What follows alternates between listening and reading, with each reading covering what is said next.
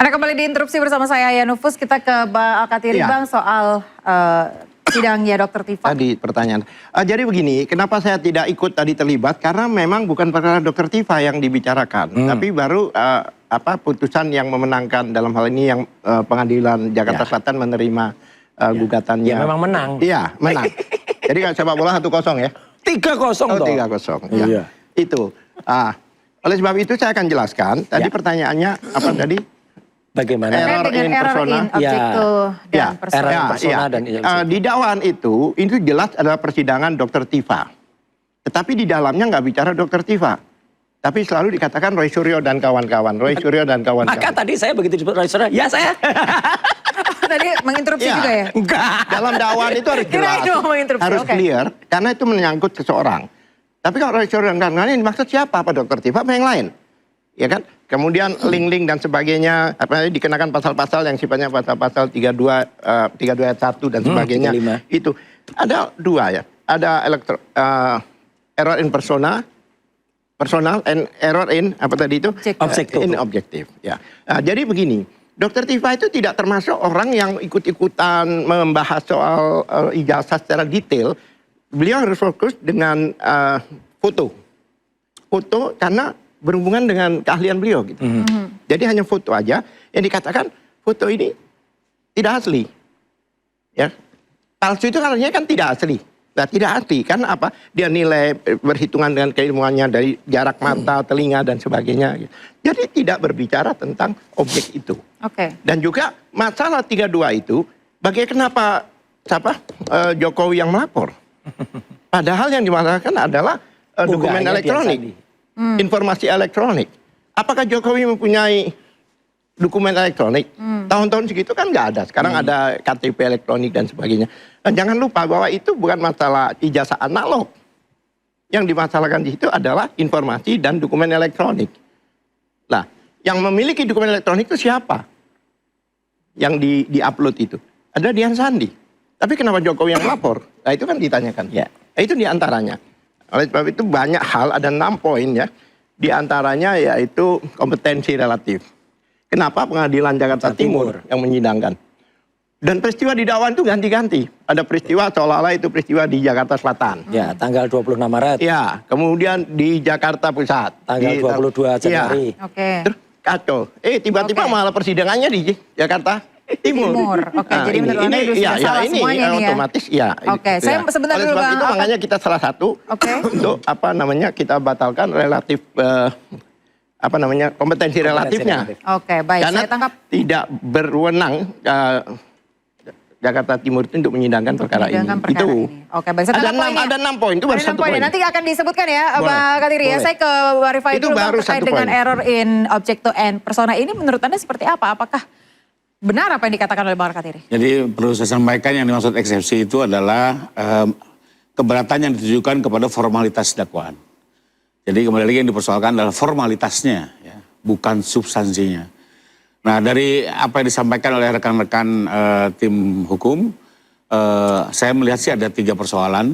Ya. Pertama soal kompetensi relatif, itu yang sebenarnya harus betul-betul dibahas dalam konteks eksepsi ya, bisa absolut relatif. Karena itu kan kalau memang salah pengadilan harus dihentikan berpindah ke pengadilan lain. Inilah persoalannya eksepsi. Jadi kalaupun dikabulkan dia bukan berhenti, dia hanya berpindah. Kedua, tadi yang soal kenapa di pengadilan ini... Sebentar, tapi menurut Anda itu memungkinkan? Mungkin kalau eksepsi relatifnya diterima ya.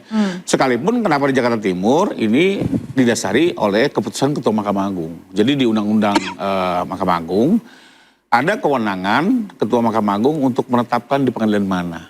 Berdasarkan kondisi situasi tertentu. Sebagai contoh misalnya, untuk perkara-perkara teroris, itu padahal terjadinya tindak pidana bisa di Poso, di mana, tapi Ketua Mahkamah Agung bisa menetapkan Jakarta Timur. Gitu ya. Jadi itu memang kewenangan tertentu dan diatur dalam undang-undang. Dan kenapapun kemarin ke situ memang sudah didasari oleh keputusan Ketua Mahkamah Agung. Itu yang pertama. Kedua, terkait dengan bercampurnya kalimat dan segala macam, kalau saya lihat memang ini bagian dari bagaimana cara menguraikan biar hakim mengetahui arah pemeriksaan perkara ini. Tapi kembali lagi, kalaupun dikabulkan paling hanya dikoreksi redaksinya, kembali lagi diajukan gitu ya. Terus yang ketiga yang saya lihat paling banyak sih sebenarnya alasan-alasan yang menyangkut pokok perkara. Yang biasanya oleh pengadilan itu dinyatakan karena ini menyangkut pokok perkara maka akan dibahas bersamaan di pemeriksaan pokok perkara. Jadi akan banyak nanti alasan-alasan yang tidak dijawab karena memang untuk membuktikannya harus dengan pembuktian. Oke. Ya seperti contoh tadi kan apa ini lapornya atau apa segala macam itu kan bicara pembuktian. Iya. Nggak bisa dibahas dengan hanya melihat formatnya. Itu bedanya eksepsi dengan pembelaan. Jadi dengan tetap menghormati ya dan memang harus seperti itu lawyer. Nah, menguji sebuah dakwaan agar sempurna gitu ya. Tapi kembali lagi kalau saya melihat belum ada yang begitu strong ya dan kita harapkan nanti segera masuk ke pokok perkara lah biar cepat. Pak Jokowi juga udah siap hadir. Pak Jokowi sudah siap hadir. Siap. Interupsi. Jadi sebenarnya kalau yang di Jakarta Timur itu memang untuk kejahatan extraordinary crime yang kami tahu, yang diputuskan untuk teroris, makar dan sebagainya. Bukan hanya untuk ijazah yang di bawah 5 tahun ini. Ini kan tidak pantas tempatnya nah, ini makanya, ya. Meskipun diputuskan oleh Mahkamah Agung. Nah, apapun juga, apa bedanya dengan pengadilan Jakarta Selatan? Satu selatan, satu timur, ini kan udah jelas. Seharusnya semua di timur atau di selatan, kan begitu. Beliau kan di selatan. Ya. Ya kan? Ya. Nah ini kan masyarakat tahu lah ini. Oleh sebab itu yang 6 tadi baru satu saya sebutkan, SP3 tidak hanya dianukan pada 3 orang aja. Ya. Ya kan? Padahal di dalam mekanisme pasal 79 ayat 4, mekanisme restoratif justice RJ itu salah satunya yaitu pencabutan laporan. Laporannya cabut semua. Dari awal laporannya itu 1 dengan nomor laporan 1. Oke. Nah itu jika dicabut, yang isinya 8 orang di situ. Kalau jika dicabut, kan laporannya yang dicabut. Bukannya hanya orangnya, konsiderannya juga tercabut. Ini bagaimana mungkin hanya 3 orang, yang lainnya tidak. Ya ini yang salah satu kita masalahkan. Jadi ini bukan di pokok perkara, ini di eksepsi yang kami lakukan. Jadi yang dipermasalahkan dari sisi apanya Bang, teknisnya atau dari kenapa sisi, Anda juga tidak di-RJ-kan gitu? Ya artinya bukan tidak di-RJ-kan, kami memang tidak mau RJ. Ya. Dr. Tifa dengan tegas mengatakan mau RJ, tidak. Ya. Minta maaf, tidak. Bagus. Saya akan melawan. Itu jelas. Nggak ada. 2 orang ini, beliau ini, ini tidak ada RJ. No Maksud RJ. saya, pada putusan RJ terhadap 3 orang ini sudah melanggar ketentuan undang-undang yang mana dalam STC kita. Yaitu tadi dalam satu laporan dengan nomor yang sama itu 8 orang. Kecuali ini RJ hanya untuk beberapa orang lah, itu lain cerita. Saya mau itu tanya, pun nggak boleh. Pak Lecu terkait dengan ini tadi.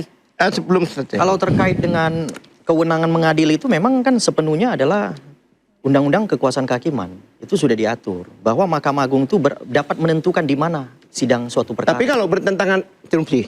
Kalau bertentangan dengan undang-undang nggak bisa dong. Kan Mahkamah Agung ini di bawah undang-undang. Emang Mahkamah Agung di atas Interupsi. Justru undang-undang yang menyatakan bahwa Ketua Mahkamah Agung berwenang. Iya. Dalam situasi tertentu, contohnya bukan teroris Bang.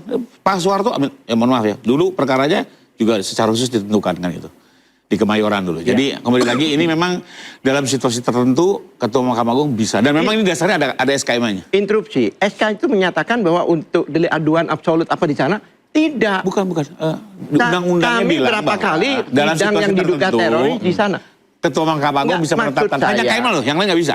Maksud saya, kalau di situ tidak ada ketentuan, tidak jelas seperti itu, kenapa harus disidangkan di sana? Bahkan peristiwa, kenapa harus disidangkan di Jakarta Timur? Loh, justru karena Ketua Mahkamah Agung menetapkan di situ. Iya. Karena situasi tertentu. Iya. Tertentu seperti apa? Dibaca di konsiderannya Bang. Nggak dapat.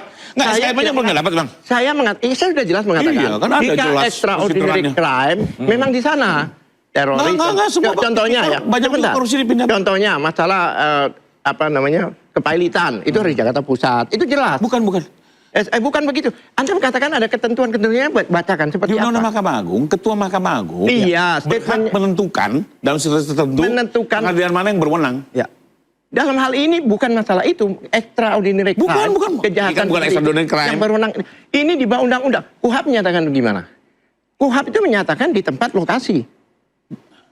Jadi Dewa Agung bukan Undang-Undang Mahkamah Agung. Nah, ya bisa. Nah, ini udah banyak perkara di sana. Dalam hierarkis ya, nggak apa-apa, silakan ada eksepsi diajukan. Nanti kita lihat jawabannya apa. Nah, ya bukan begitu. Oleh sebab itu, maka kami mengajukan kompetensi relatifnya tidak tepat. Tidak tepat. Bahkan itu kejanggalan yang Anda temukan itu ya Bang. Locus delictinya, tempus delictinya tidak kena. Buktinya apa? Coba di dakwaan dikatakan Jakarta Pusat. Yang namanya Jakarta locus Selatan. delik tidak Jadi menurut Abang Ketua Mahkamah Agung nggak berwenang ya menetapkan. locus delik di dalam undang-undang IT di mana orang mendownload atau mengupload.